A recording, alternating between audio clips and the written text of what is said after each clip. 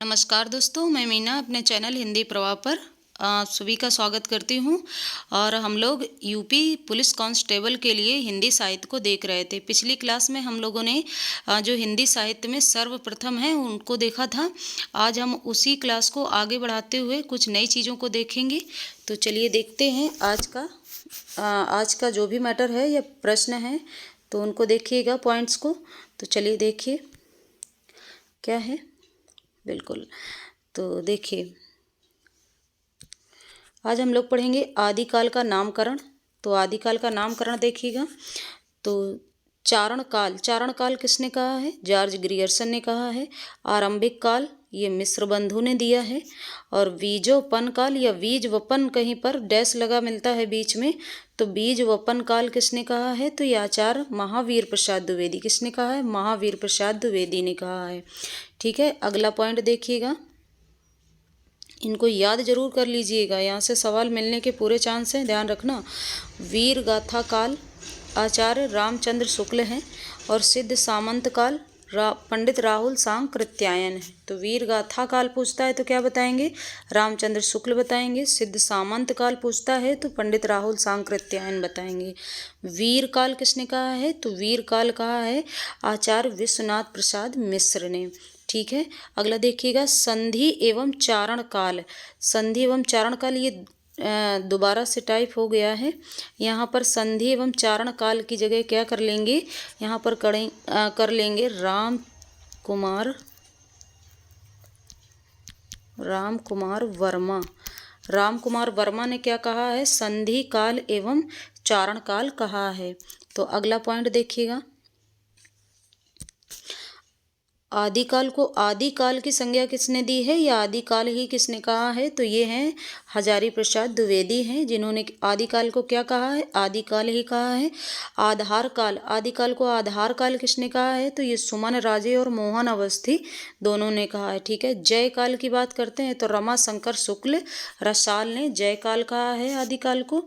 अगला पॉइंट देखिएगा, तो अगला है अपभ्रंश काल। अपभ्रंश काल किसने कहा है? बच्चन सिंह ने कहा है। धीरेन्द्र वर्मा ने कहा है। यहाँ एक नाम और आता है, चंद्रधर शर्मा गुलेरी का आता है, तो आप लोग याद रखना। अपभ्रंश काल किसने कहा है? डॉक्टर बच्चन सिंह और धीरेन्द्र वर्मा और गुलेरी ने। ठीक है, अंधकार काल किसने कहा है? तो पृथ्वी नाथ कमल कुलश्रेष्ठ हैं, जिन्होंने क्या कहा है? अंधकार काल कहा है। संक्रमण काल, संक्रमण काल को याद रखिएगा। संक्रमण काल ये कहा है राम खिलावन पांडे ने। वीर काल किसने कहा है? तो वीर काल कहा है श्याम सुंदर दास ने। और अगला देखिए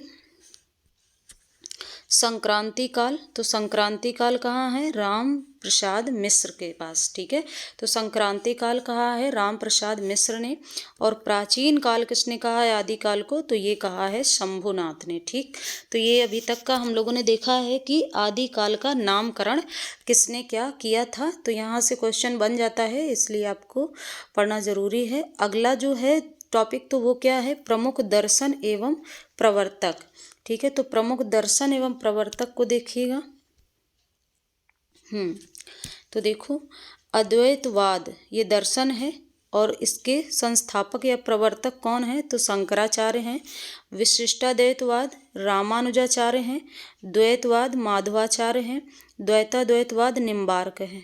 क्या देखा? अद्वैतवाद शंकराचार्य, विशिष्टाद्वैतवाद रामानुजाचार्य, द्वैतवाद माधवाचार्य, द्वैताद्वैतवाद निम्बार्क। ठीक है, अगला देखिएगा। अगला शुद्धाद्वैतवाद वल्लभाचार्य।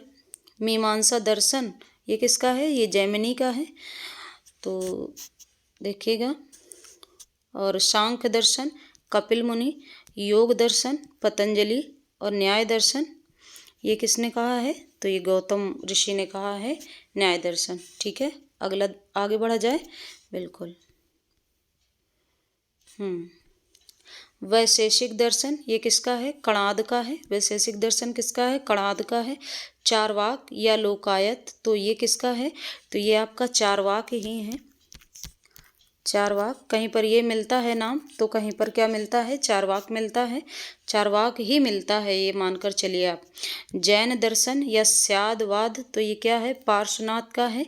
ठीक है, अगला देखिएगा, संघातवाद या क्षणिकवाद, तो ये किसका है, गौतम बुद्ध का है। संघातवाद या क्षणिकवाद, तो ये किसने दिया है, ये गौतम बुद्ध ने दिया है। अगला देखिएगा, अगला प्रमुख संप्रदाय, ये क्या लिखा है, प्रमुख संप्रदाय, तो संप्रदाय देख लीजिए और प्रवर्तक, तो यहाँ श्री संप्रदाय रामानुज ने दिया है, सनक संप्रदाय निम्बार्क ने दिया है, रुद्र संप्रदाय विष्णु स्वामी ने दिया है। क्या है, श्री संप्रदाय रामानुज, सनक संप्रदाय निम्बार्क और रुद्र संप्रदाय विष्णु स्वामी ने दिया है। ठीक है, अगला देखिएगा, ब्रह्म संप्रदाय माधवाचार्य, रामावत संप्रदाय रामानंद, विष्णुई संप्रदाय जम्बनाथ, उदासी संप्रदाय श्रीचंद, स्मार्त संप्रदाय, तो ये है शंकराचार्य। ब्रह्म संप्रदाय किसका है, माधवाचार्य का है, रामावत संप्रदाय रामानंद का है, विष्णुई संप्रदाय तो किसका है, जम्बनाथ का है, उदासी संप्रदाय, इसको ध्यान रखना, उदासी किसका है, श्रीचंद का है। ये श्रीचंद थे कौन, तो ये गुरु नानक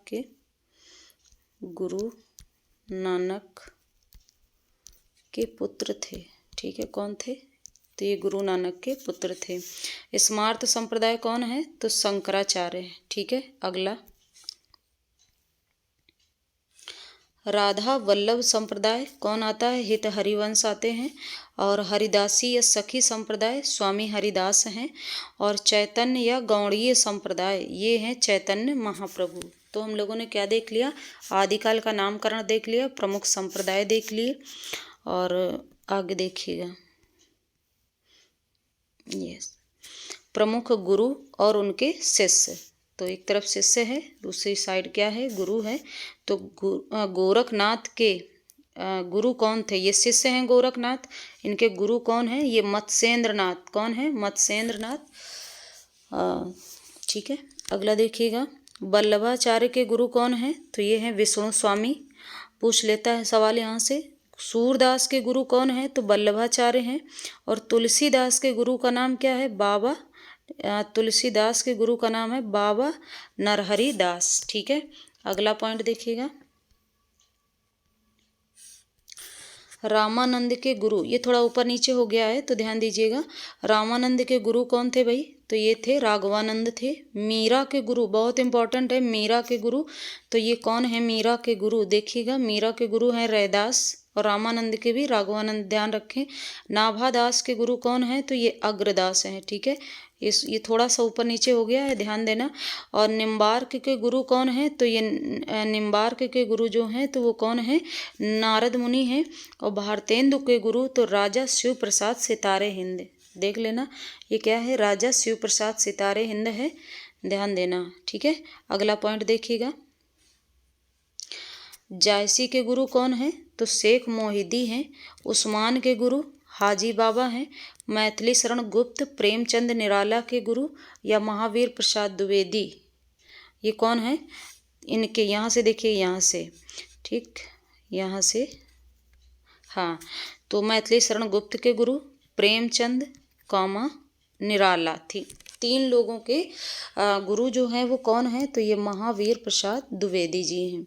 बिहारी के गुरु, बिहारी ने क्या लिखी थी, बिहारी सतसई लिखी थी, ध्यान रखना, क्या लिखी थी, बिहारी सतसई, ठीक है, तो ये कौन है, बाबा नरहरि दास हैं। ठीक है, कौन है, बाबा नरहरि दास। अगला देखिए, यस, प्रमुख स्थापनाएं, यहाँ से सवाल तो लगभग बनता है। ठीक है, ध्यान देकर पढ़ें इसको, क्या है, नंबर 1 पर क्या दिया गया है, प्रमुख स्थापनाएं बता रहे हैं। प्रगतिशील लेखक संघ 1936 ईस्वी, और प्रगतिशील लेखक संघ की जो स्थापना हुई थी वो कब हुई थी, 1936 में हुई थी।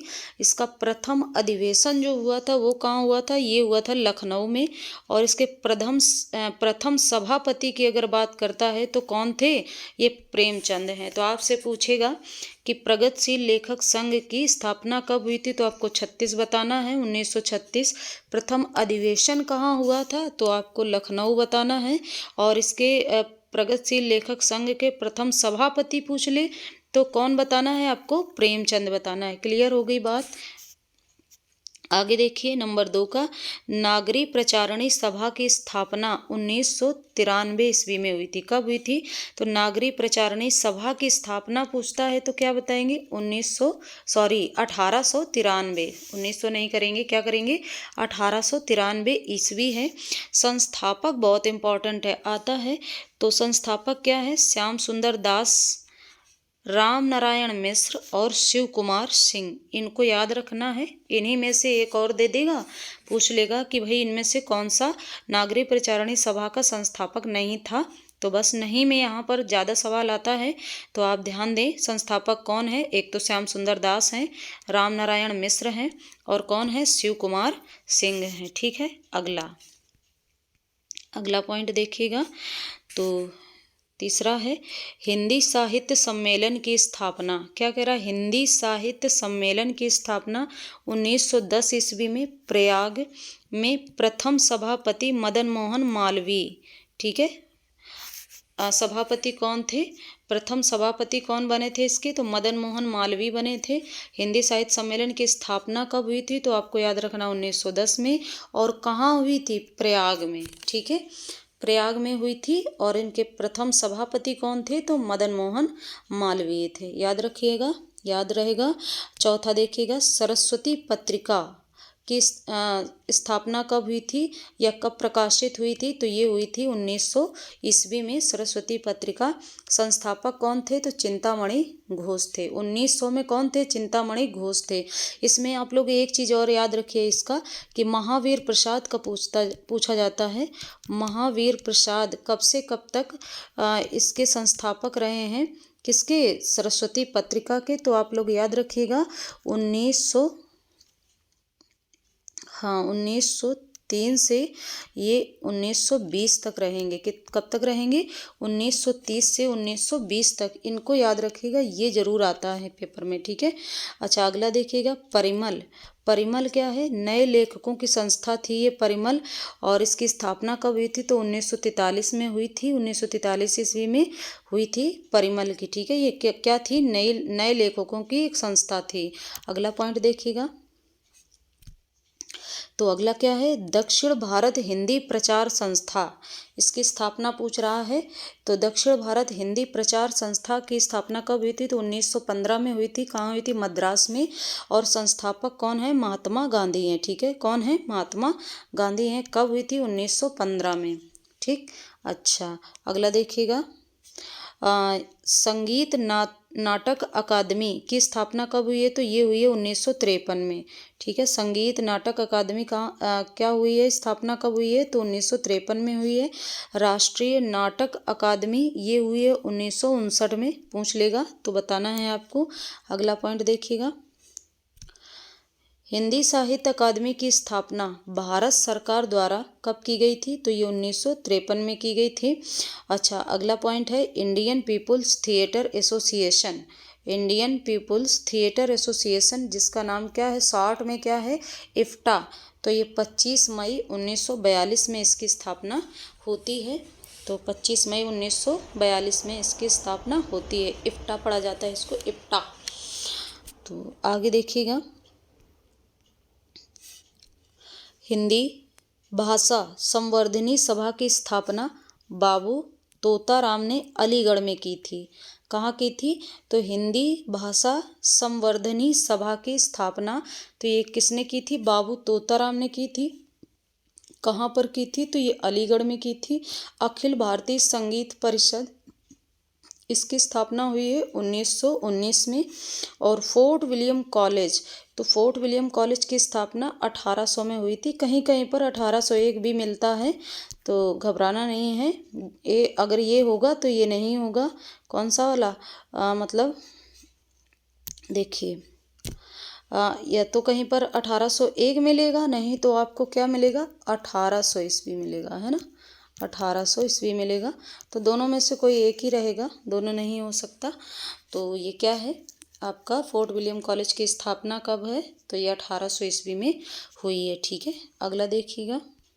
अच्छा, तो आज हम लोगों ने कुछ इम्पॉर्टेंट चीज़ें थी जो साहित्य से संबंधित थी और आपके एग्ज़ाम के लिए महत्वपूर्ण थी, तो हमने सोचा दे दिया जाए। तो इसको पढ़िएगा, याद करिएगा, पेन से कॉपी पर नोट कर लीजिएगा ताकि आपको याद रहे। और आज के लिए इतना ही।